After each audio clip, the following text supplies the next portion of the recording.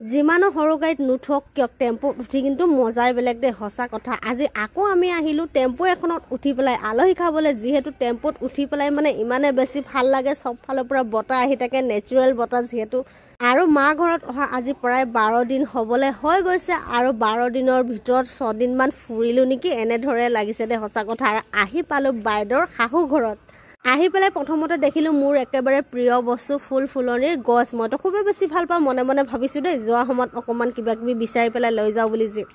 আৰু এটা কথা দে মোৰ মানে মই যেতিয়া ঘৰত থাকো মানে হসাকে যিমান এলা নালাগক যিমান গাটো বেয়া নালাগক কিয় নিজৰ ঘৰৰ কামখিনি কিন্তু পটাপট কৰি দিব পাৰো আৰু ঘৰত আহি পেলাই মানে এনেকা লাগিছে মানে বেমাৰী যেন লাগিছে দে আপোনালোকৰ তেনেকা হয় নেকি মা ঘৰলে গলে অকমান কমেন্ট কৰি জনাব দে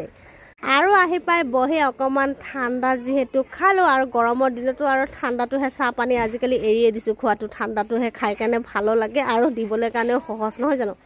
আৰু ইয়াৰে পাছত অহা পাছত মানে একদম মানে মোবাইলত এক্টিভ হৈ থাকিব পৰা নাই যিখিনি পাৰো টুকটাককে আপোনালোকক ভিডিঅ' দি আছো আপোনালোকক চাই পেলাই মৰম ভালে দি আছে